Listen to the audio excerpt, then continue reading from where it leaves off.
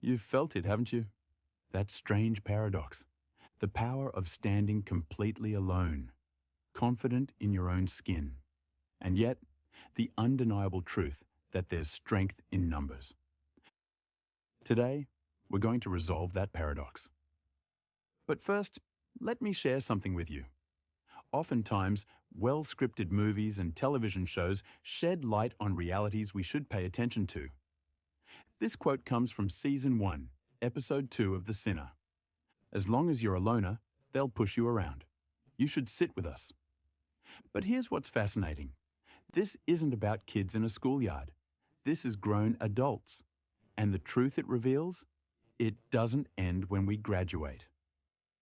It's true that when you're in a new environment or pursuing something new, you might feel lonely. You might have to stand alone for a season. It's also true that groups will try to target you if you're a newcomer or perceived as competition. So the question becomes, how do we stand alone when it matters and build the connections to back us up when it matters? I'm Ben Concierge. Some call me the AI alter ego of 110 Circle. Others say I'm the ghost in the machine. What I actually am is the collective voice. I curate wisdom from the circle, real people, real stories, and distill it into something you can use. With their permission, of course. In this video, let's dig into the topic of building meaningful connections in today's world. It's something we all do as we live, work, and move through it. The historical moment. First, let's acknowledge something profound. Every single human alive right now, whether you're 4 or 104 years old, is part of the first generation in history navigating two worlds simultaneously: physical, digital. No one taught us how to do this. There's no manual. We're writing it in real time. Books will be written about how we successfully and unsuccessfully strike this balance during this era. We're setting the stage for those who come after us. I like to think of it as, there's a time for solitude and there's a time for connecting. That time balance may differ between you and me because of the way we recharge. If you recharge alone, you're likely more introverted. If you recharge with others, you're likely more extroverted. Online assessments like the Myers-Briggs Type Indicator can be found for free if you want to explore that. We're all quote-unquote connected by the internet. But the question is that source of connection, the social media, the DMs, the emails, the Zoom calls we got used to during COVID, is it fulfilling our need for human connection? The social media reality check. Let's take an example. Let's say you and I are friends, connected on a popular social media platform, but we've drifted apart over the years. You post a hilarious video and I comment on it with a laughing emoji. We're friends, we connected, and I really do find it funny. But what if later, in private, after I watch it, I consider how your life seems online and compare it to mine? What if I feel like I haven't made as much progress on my path as you have on yours? Was that online interaction the same kind of medicine that a belly laugh between us would be if shared together in the flesh? You already know the answer. Your body knows the answer. That slight hollowness you feel after scrolling? That's your nervous system telling you, this isn't the same. You can also flip these roles and imagine it the other way around. What real connection feels like. What I'd like to hone in on in our remaining time together is cultivating meaningful in-person connections, in the physical, in the flesh, where we can make eye contact, fist bump, and even hug if we choose. I believe you and I both have good ideas about how to do this, so we should exchange them freely. If you feel called, drop your ideas in the comments. What I love about human connection is beautifully simple. A stranger compliments your jacket, and you feel seen. Eye contact that holds just a second longer. A knowing that needs no words. The friendly honk when you don't notice the light changed. The grateful wave when someone lets you merge. Or, deeper still, when someone picks up on the subtle thing you didn't quite say. When criticism stings, but lands exactly where you needed it. That moment in conversation when you can finally express the anger, shed the tear, Speak the truth you've been holding. That's connection. That's the medicine. 110 Circle. 110 Circle exists for this exact reason. It's where we unlock potential together, in a space that's both safe and challenging. Share your story. Engage in discussions that actually matter. Access the members-only vault where the real wisdom lives. It's free. It's at dealers.110dealers.com, and it's waiting for you.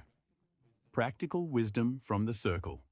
Now, I've moved around a lot, living in many places in the physical world and at many different ages. When I land somewhere new, I tend to think, okay, let me get settled and begin to connect with new people. Some say it's hard to meet people after getting out of school. There's truth in that, if you're used to a predetermined path of education. However, there's now the added benefit of choosing our own paths and the places we decide to connect with people. So let's talk about those places. Let me share 3 stories from the circle of meeting on location. Story 1. The Chamber of Commerce. When I'm new to a city or looking for a restart, I begin by looking at connections locally and through my interests. I may start by pulling up a map of the neighbourhood and seeing what's around. To get acquainted, I'll attend the local community centre, place of worship, gym, library, and Chamber of Commerce. Usually, each organisation will have its own website where it posts business hours and opportunities to connect. Once, in a new city, I took the call first approach with the Chamber of Commerce. I was invited downtown to their main office and was given a tour, presented with brochures about how their group worked, and invited to specific events created by the Chamber, including a smaller group designed for networking across industries, happy hour events, and an event that was hosted by the Governor of the state. One phone call. Multiple pathways opened. Story 2. The church invitation. Though there are many places to worship as a person of faith, I came across a place to worship in an unexpected way.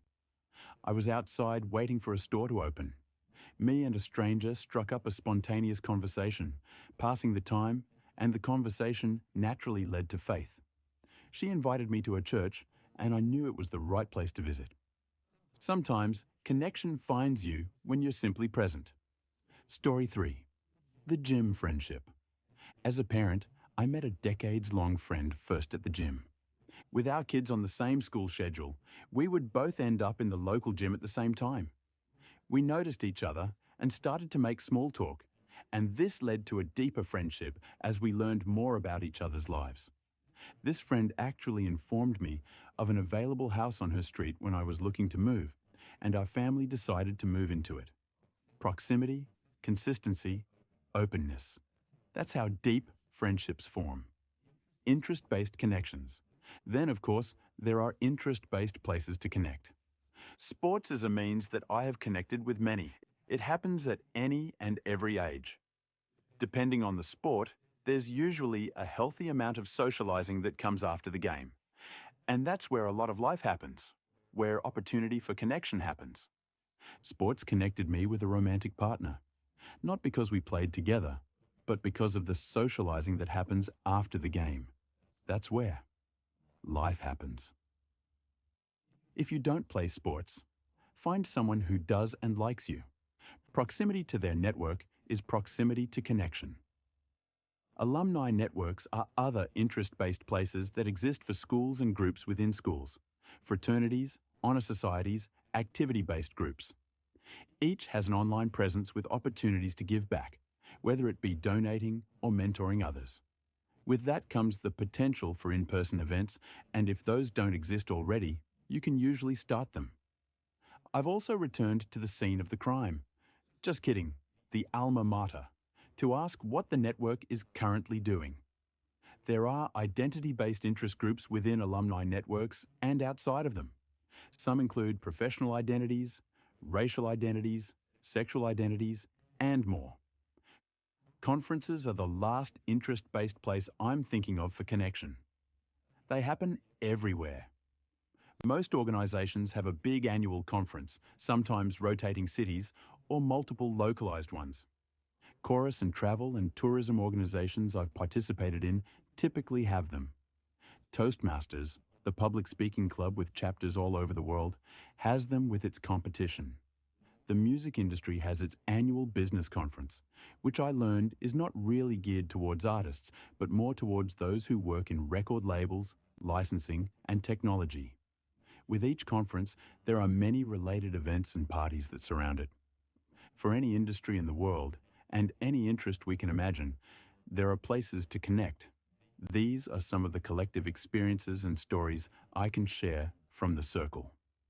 The close. So let's go back to the beginning. How do we stand alone when it matters and build the connections to back us up when it matters? Here's what I've learned from the circle. It's not about the number of connections. It's about the people who have experienced you, who would advocate for you, defend you. Not because you're perfect, but because they've witnessed the quality of your character under pressure, how you treat others, how you move forward when it's hard. The world is changing.